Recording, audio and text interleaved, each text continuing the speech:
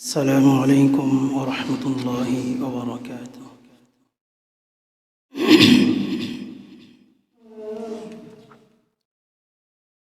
الحمد لله وكفى وسلام على عباده الذين اصطفى. أما بعد فقد قال الله تعالى في كلامه المجيد وفرقانه الحميد: أعوذ بالله من الشيطان الرجيم. بسم الله الرحمن الرحيم. ومن يعمل سوءا أو يظلم نفسه ثم يستغفر الله يجد الله غفورا رحيما. وقال تعالى: إن الله وملائكته يصلون على النبي يا أيها الذين آمنوا صلوا عليه وسلموا تسليما. আমরা সকলে দুরূদ পড়ি। اللهم صل على محمد وعلى آل محمد كما صليت على إبراهيم وعلى آل إبراهيم إنك حميد مجيد. اللهم بارك على محمد وعلى آل محمد كما باركت على إبراهيم وعلى آل إبراهيم إنك حميد مجيد. رب زدني علما رب زدني علما رب زدني علما. قال رب اشرح لي صدري ويسر لي أمري واحلل عقدة من لساني يفقه قولي. الحمد لله, সেই মহান মালিকের দরবারে আলিশানে লাখো কোটি শুকর, যেই মহান মালিক আমাকে আপনাকে পবিত্র জুমার দিনে জুমার সালাতের জন্য যথাসময়ে উপস্থিত হওয়ার তৌফিক দান করেছেন। এই জন্য আমরা প্রত্যেকেই আমাদের অন্তরে অন্তরস্থল থেকে ভালোবাসা নিয়ে, মহব্বত নিয়ে জবান খুলে একবার কালিমাতুশ শুকুর আদায় করি। সকলেই পড়ি আলহামদুলিল্লাহ। একই সাথে বিশ্ব মানবতার মুক্তির দিশারি, উম্মতের কান্ডারি, রহমতের ভান্ডারি আহমদ মুস্তফা মোহাম্মদ মুস্তফা, সকলে বলি সাল্লাল্লাহু আলাইহি ওয়াসাল্লাম। সম্মানিত উপস্থিতি, আজকে যে বিষয়টি নিয়ে আলোচনা করব একটি গুরুত্বপূর্ণ বিষয়, এমনকি জীবনের মূল্যের চাইতে বেশি গুরুত্বপূর্ণ যদি আমরা মনে করি। আল্লাহ তাআলা সূরা নিসার 110 নম্বর আয়াতে বলেন: ومن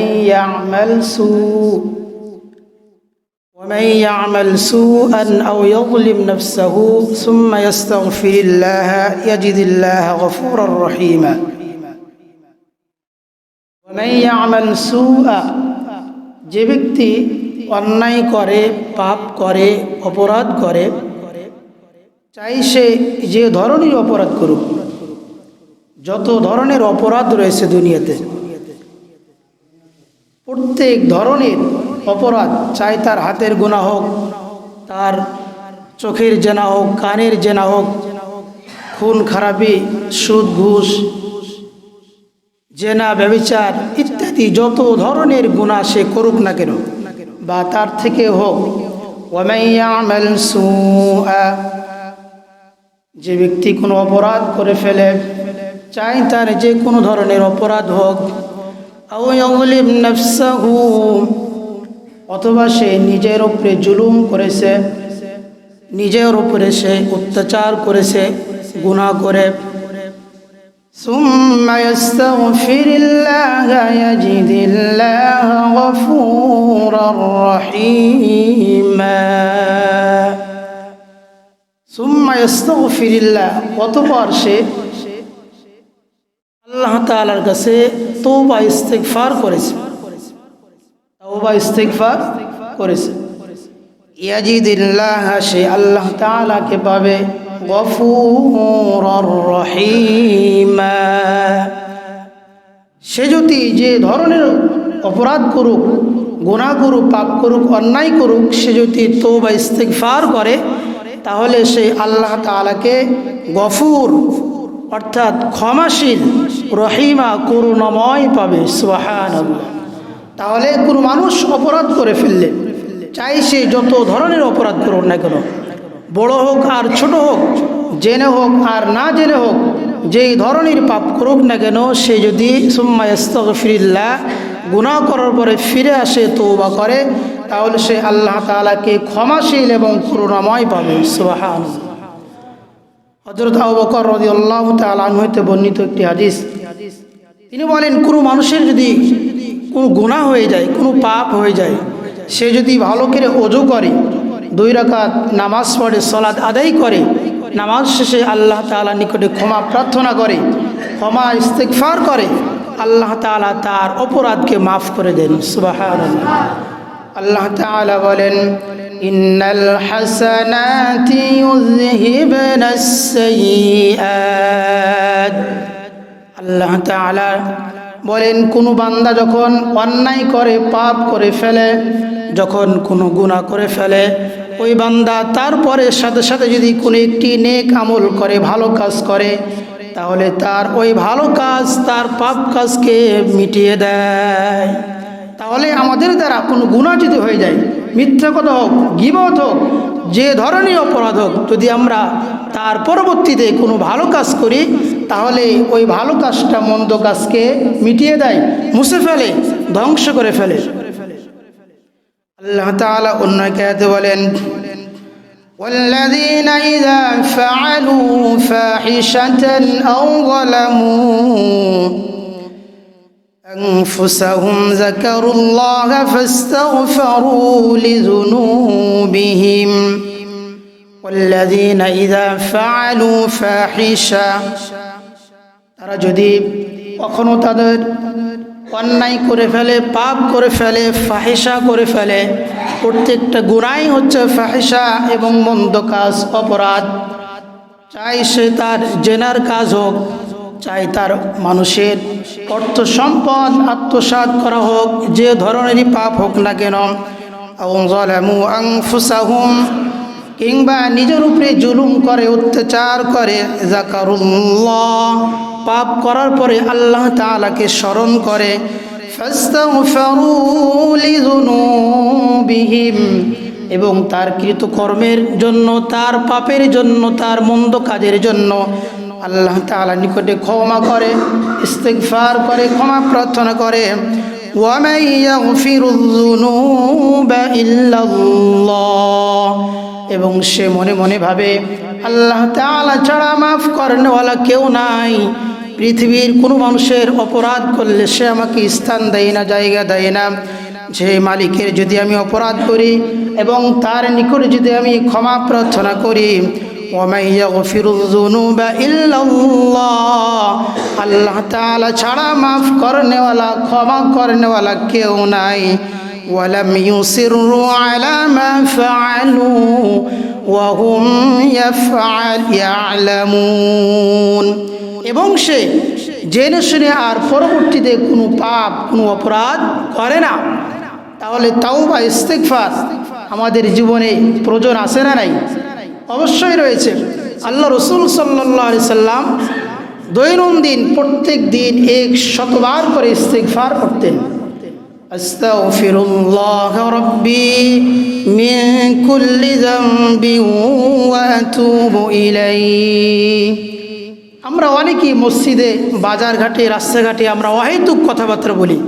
আমি আপনি যে বসে থেকে আস্তাগফিরুল্লাহ, আমার কৃতকর্মের জন্য, আমার গুনাহের জন্য, গুনাহের দিকে দেখে লজ্জিত হয়ে আমি যদি আল্লাহ তাআলা নিকটে ক্ষমা চাই, ইস্তিগফার করি, আল্লাহ তাআলা মাফ করার জন্য তিনি রেডি, তিনি প্রস্তুত রয়েছেন, তিনি মাফ করার জন্য তিনি সব সময় প্রস্তুত রয়েছেন।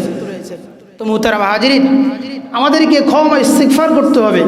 বিশেষ করে আল্লাহ রসুল যদি দৈনন্দিন 100 বার করে ইস্তিগফার পড়ে, যার কোনো অপরাধ নাই, গুনাহ নাই, আগে পরে ভবিষ্যতে কোনো তার গুনাহ নাই, অপরাধ নাই, সেই ব্যক্তি যদি 100 বার করে ইস্তিগফার পড়ে, আমরা কদমে কদমে আমাদের এবং কথায় কথায় গুনাহ, তাহলে আমাদের কতবার করে ইস্তিগফার পড়া দরকার?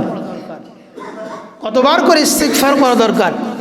আমাদের অন্তত পক্ষে দৈনন্দিন 500 বার করে ইস্তিগফার পড়বে ইনশাআল্লাহ। সবাই বলে ইনশাআল্লাহ।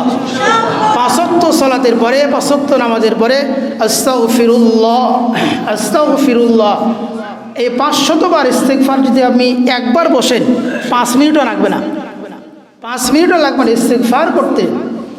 এই জন্য মুহতারাম হাজিরিন, বেশি বেশি ইস্তিগফার পড়লে গুনাহ ক্ষমা হয়, গুনাহ দূর হয়।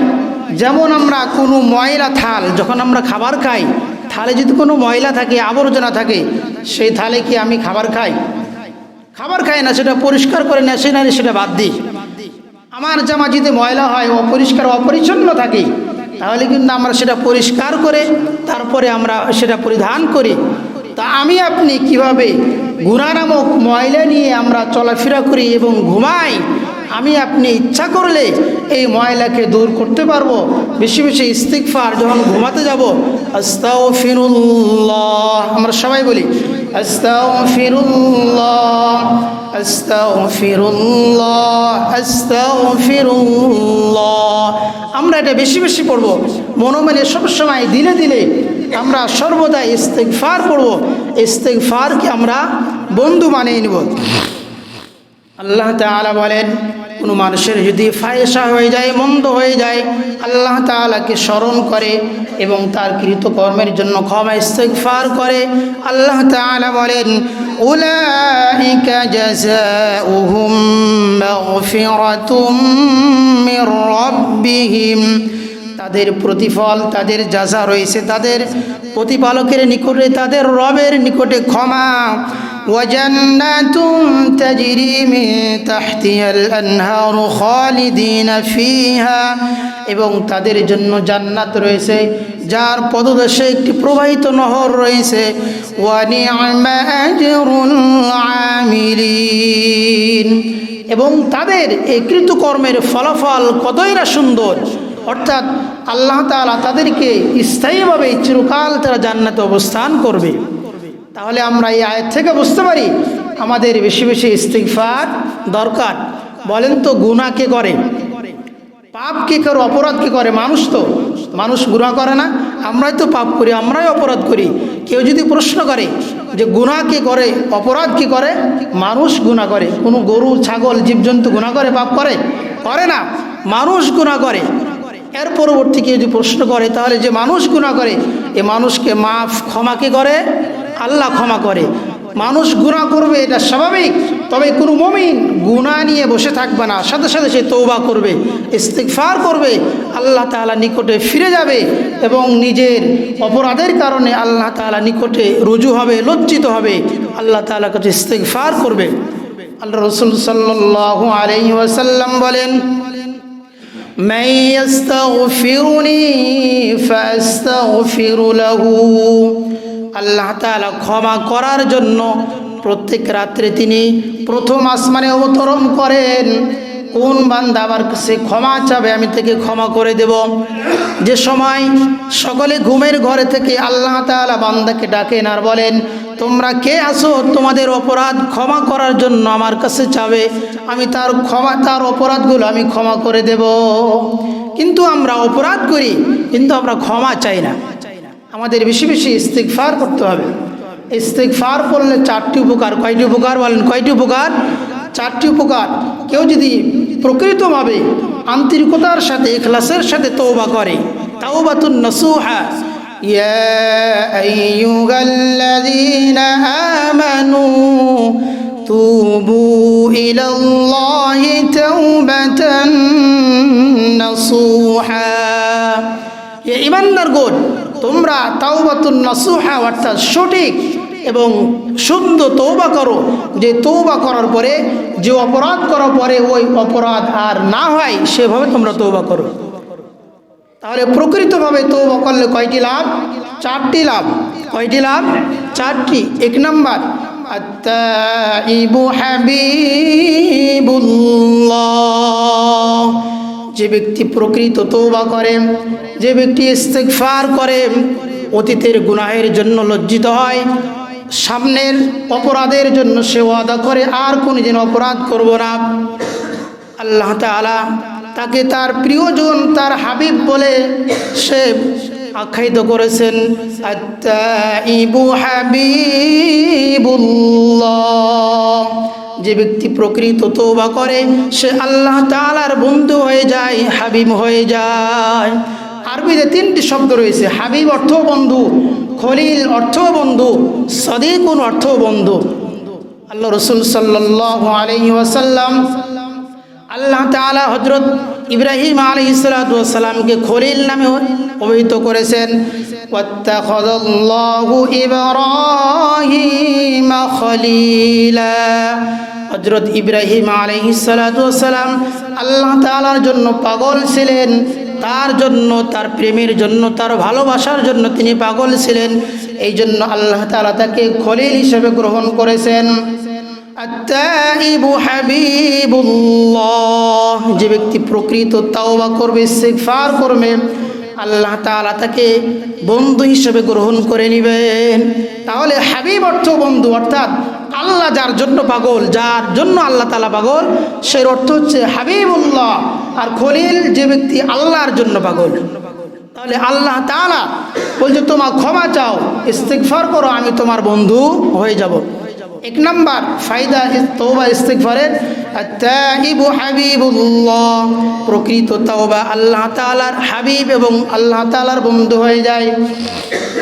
2 নাম্বার, আত-তাইবু মিনাজ যামবি কামান লা যামবা লাহু, যে প্রকৃত তওবা করে, ইস্তিগফার করে, সেজন্য নিষ্পাপ হয়ে যায়, সেজন্য মাসুম বাচ্চার মতো হয়ে যায়, তার জীবনে কোনো গুনাহ থাকে না। তাহলে কেউ যদি প্রকৃতভাবে তওবা ইস্তিগফার করে, তাহলে তার জীবনের সমস্ত গুনাহ খাতা মাফ হয়ে যায়, এমনকি সে নিষ্পাপ মাসুমের মতো তওবা ইস্তিগফার করলে। 2 নাম্বার ফায়দা। 3 নাম্বার, ইন্না ইবাদি লাইসা লাকা আলাইহিম সুলতান, কেউ যদি প্রকৃত তওবা ইস্তিগফার করে, আল্লাহ তাআলা বলেন তার সাথে শয়তান আর থাকতে পারে না, স্বয়ং আমি আল্লাহ তাআলা তার সঙ্গে থাকি। সুবহানাল্লাহ। তাহলে প্রকৃত তওবা করলে, ইস্তিগফার করলে তার সঙ্গে কে থাকেন? আল্লাহ তাআলা। শয়তান আর তার সাথে থাকতে পারে না। তাহলে এখানে আমরা অনেকেই বলি যে আল্লাহ তাআলা সব জায়গায় থাকে, আল্লাহ তাআলা সব জায়গায় বিরাজমান। এর অর্থ হলো আল্লাহ তাআলা দেখেন, শুনেন, জানেন, তার ক্ষমতা, তার শক্তি সব জায়গায়। আর রহমান আলাল আরশি ইস্তাওয়া, আল্লাহ তাআলা আরশে আজিমে রয়েছেন, কিন্তু তার ক্ষমতা, তার সব কিছু সব জায়গায় বিদ্যমান। আল্লাহ তাআলা সব কিছু দেখেন। একজন মানুষ যদি বলে যে তুমি কাজ করো, তোমার সঙ্গে আছি আমি, তাহলে তার সঙ্গে সে কি সবসময় চলে? মানে তার শক্তিটা, তার ক্ষমতা তার সঙ্গে থাকে, কোনো কিছু হলেই তাকে বলে, সে তার সমস্যা সমাধান দূর করে দেয়। তাহলে যে ব্যক্তি প্রকৃত তাওবা করে, আল্লাহ তাআলা স্বয়ং তার সঙ্গে থাকেন, শয়তান তার সাথে আর থাকতে পারে না। 4 নাম্বার, তওবা ইস্তিগফার করলে তার ফায়দা, কেউ যদি তওবা ইস্তিগফার করে এবং ঈমানের উপরে অটল থাকে, তাহলে আল্লাহ তাআলা মরণের সময় ঈমান নসিব করেন এবং রহমতের ফেরেশতা তাকে স্বাগতম জানাতে থাকেন। ইন্নাল্লাযীনা ক্বালু রাব্বুনাল্লাহু সুম্মা ইসতাকামু تتنزل عليهم الملائكة ألا تخافوا ولا تحزنوا وأبشروا بالجنة التي كنتم توعدون نحن أولياؤكم في الحياة الدنيا وفي الآخرة ولكم فيها ما تشتهي أنفسكم ولكم فيها ما تدعون نزلا من غفور رحيم আল্লাহ তাআলা বলেন কেউ যদি প্রকৃতভাবে তওবা করে ইস্তেগফার করে ঈমানের উপরে অটল থাকে আল্লাহ তাআলা বলেন তাতানাজ্জালু আলাইহিমুল মালাইকা যখন তার মৃত্যু এসে যায় তখন আমি তার নিকটে রহমতের ফেরেশতা অবতরণ করি আল্লাহ তাখাফু তার সামনে ওয়ালা তাহজানু তার পিছনেও কোনো ভয় থাকে না ফেরেশতা তাকে সুসংবাদ দেয় তাখাফু তাহজানু এই দুইটি শব্দের অর্থ হলো ভয় একটি হলো অতীতে একটি হলো সামনের আশঙ্কা অতীতের আশঙ্কা যখন একজন মানুষ মৃত্যুবরণের কাছাকাছি চলে যায় তখন সেভাবে আমার সন্তানের আমার স্ত্রীর আমার পরিবারের কি হবে এবং সামনে আমার পরকাল কবর হাসর নাসর আমার কি হবে ফেরেশতারা তখন বলতে থাকে ওয়া আবশিরু বিল জান্নাতিল্লাতী কুনতুম তুআদুন ফেরেশতারা তাদেরকে সুসংবাদ জানায় থাকে সংবাদ জানাতে থাকে জান্নাতের যে আল্লাহ তাআলা ওয়াদা করেছেন নাহনু আউলিয়াউকুম ফিল হায়াতিদ দুনিয়া ওয়া ফিল আখিরাহ ফেরেশতারা তাকে বলতে থাকে আমি পরকালেও তোমার সাথে থাকব এবং দুনিয়াতেও তোমার সন্তান তোমার স্ত্রীদের সুখ শান্তির আল্লাহ তাআলা ব্যবস্থা করে দিবেন ولكم فيها ما تشتهي أنفسكم ولكم فيها ما تدعون এবং জান্নাতে তুমি যা চাবে তা পাবে এবং যা তুমি মনে মনে চাবে সেটাও তুমি পাবে যেমন আমাদের কিছু আশঙ্কা থাকে আমরা সব কিছু মুখে মুখ দিয়ে বলতে পারি না আমরা অনেকেই মনের মধ্যে অনেক কথা থাকে যে আমি হয়তো মন্ত্রী হতে পারতাম আমি দেশের প্রধানমন্ত্রী হতে পারতাম কেউ যদি আমাদের এখানে বলে যে আমি প্রধানমন্ত্রী হব মানুষ তাকে পাগল বলবে না পাগল বলবে কিন্তু তো মানুষের মনের মধ্যে যেটা চায় কথা হলো এই আয়াতে বোঝাতে চাচ্ছে যে মানুষ যেটা মুখে প্রকাশ করে সেটাও জান্নাতে সেটা পূরণ করা হবে অন্তরে অন্তরে যেটা চায় সেটাও পূরণ করা হবে সুবহানাল্লাহ নুজুলাম মিন গফুরির রহিম আল্লাহ তাআলার পক্ষ থেকে তাদের এটা মেহমানদারি আল্লাহ তাআলা আমাদের সকলকে বেশি বেশি ইস্তেগফার করে তাওবাতুন নাসুহা করে আমাদের সকলের জন্য মৃত্যুবরণ হয় সেই তৌফিক দান করুন সকলে বিল আমিন ওয়া আখির দাওয়ানা আলহামদুলিল্লাহি রাব্বিল আলামিন।